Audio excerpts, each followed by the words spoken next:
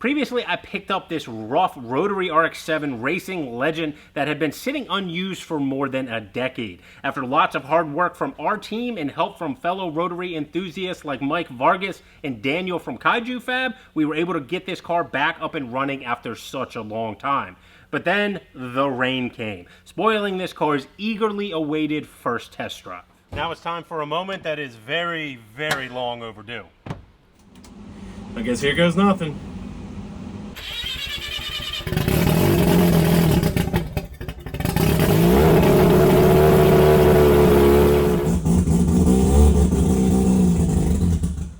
No!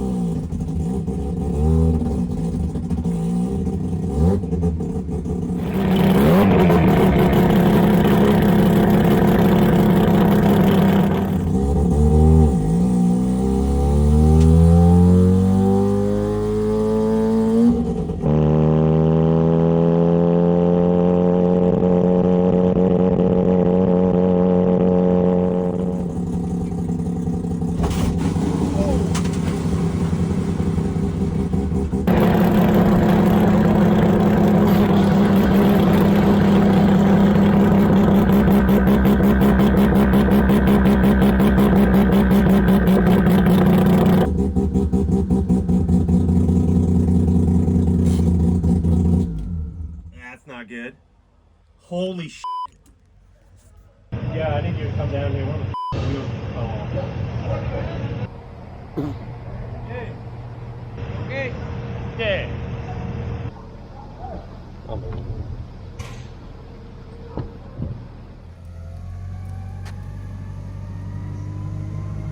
This one ain't good. Oh! Ah! What the f? You're used to seeing crashed cars around here, just we're not normally the ones that crash them. When you think of wrecked cars, the name Copart instantly comes to mind as well. But the fact is, there is so much more available at their lots than just salvage wrecks. Take this beautiful C6 Z06 for example. Clean title with not a lick of accident damage in sight. But obviously we bought it for other reasons. Maybe you need some equipment for your business, or a trailer to haul around your favorite toy, or even still something for your latest hobby. The point is, you can find it at Copart. Because you're watching our channel, that means that you get to use our promo code to save on your registration. So follow the link down in the description below, head on over to Copart and start bidding. After the initial inspection, it appears that this is just simply caused by our haste to get this car up and running and on the first test drive. It appears that we simply forgot to torque that front wheel. All the other wheels on the car were torqued down perfectly fine, but that was the last wheel to go onto the car. I'm thanking my lucky stars that this situation wasn't any worse and that no one got seriously injured. Also, that the damage to the car appears at a minimum. The only thing that came in contact with the ground was the brake rotor itself, where it got flattened out a little bit as this thing skidded to a stop, but nothing else came into contact. So I think after a quick repair and repaint at our body shop top coat garage, this thing should be looking as good as new. But in the meantime, I have to muster up the courage to get back in this car.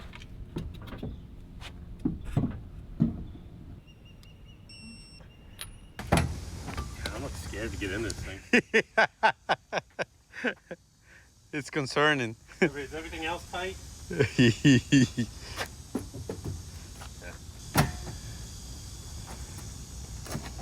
Double check. I think so, yeah.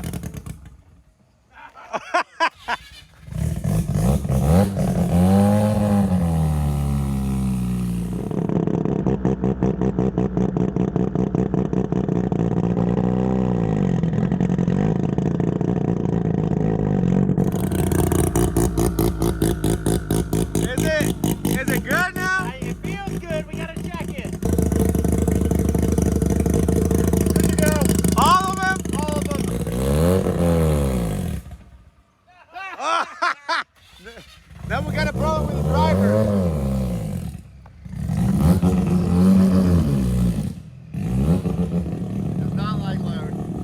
Is that the tune?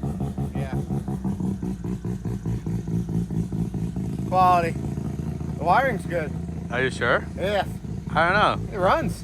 It's not on fire yet. Now that we have a successful test drive under our belt, I feel the need to comb over every nut and bolt on this car before it hits the dyno. That's also going to give us a great opportunity to bring all this safety equipment up to date so we can get this thing immediately out on the track. First up is the parachute. Now, truthfully, I don't know if these actually have expiration dates or if it's just condition issues that would ultimately put one of them out of service, but this car didn't come with it one way or another, so I knew that this was one of the first things that I needed to tackle. When selecting a parachute, there's a chart that you need to follow that is based on the car's weight and the speed that it is ultimately going to trap. In the grand scheme of parachutes, this thing is very, very lightweight, but honestly, it's pretty slow. I estimated that the car was going to weigh right about 2,500 pounds. All right, what's your guess? What do you think it weighs? 25 even. Whoa! Dang! That was really close. That was really good. Man, it does have virtually no fuel in it, but I guess you could call that race weight.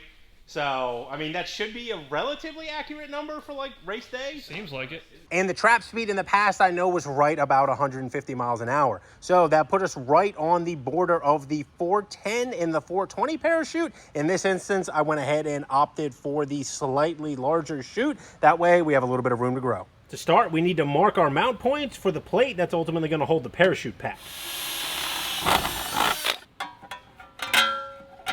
And then we place our mount plate into the bag. So you want to get it in there nice and centered because your next step is going to be poking the holes through the bag.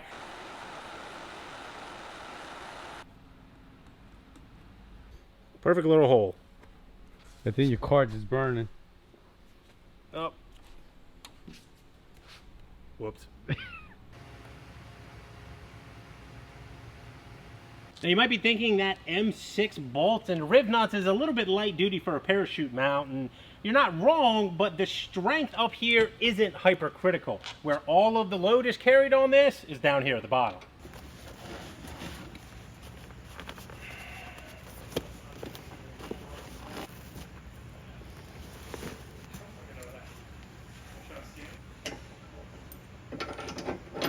I've heard that these types of parachutes with the pilot chute are a massive pain in the butt to pack, and now I see why. This is completely different from the launcher chute that is on the R8 go-kart, which is much heavier and much faster, so it needs a completely different style parachute. But the attachment point to the car is basically the same. All of the load to slow down the car is going to come from this point right here. This was also missing when I picked up this car. There's a welded roll cage tubing onto the chassis itself, so Tim and I just went ahead and remade this part, and Tim welded it up. Hopefully it holds together. My life's in your hands with that parachute mount. You think it's going to hold? Yeah, guaranteed. Guaranteed? Guaranteed. Tim guaranteed.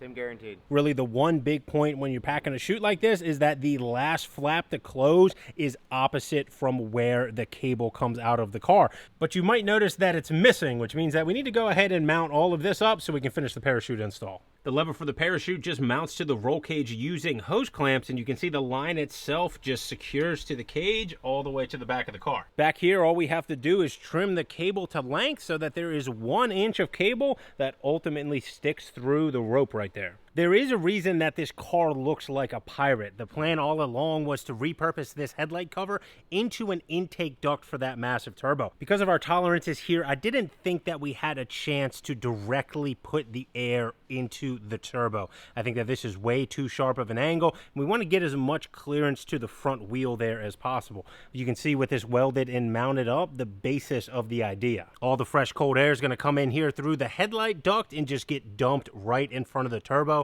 for it to suck up as much as possible. And I think how this is set up right now would be completely functional, but I think that we're missing a lot of air and leaving plenty on the table. So we're going to go ahead and build some boxing and change the direction of the air coming in here to capture as much through this opening as possible.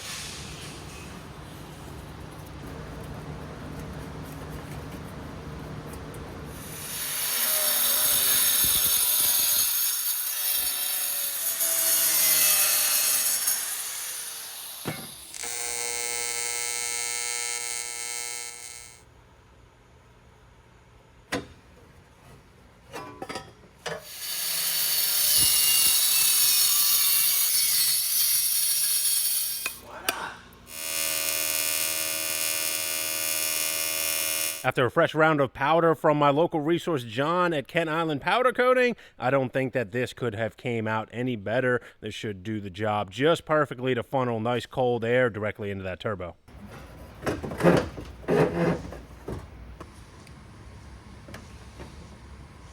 The last little bit of safety equipment that we need to update includes the window net here. This doesn't have an actual expiration date on it, but you can see that it is very dated. I had Stroud Safety make me a new one by providing them the dimensions. This one doesn't expire until 2026, and same with some brand new racing harnesses that we need to go ahead and get mounted up. The only problem is I've run out of time, and this thing has an appointment at the body shop to get that whole wheel falling off fender damage taken care of. Which means the next time that you see the CYM, it's going to be looking absolutely beautiful, sitting on Fuel Tech's dyno, ready to make some serious power.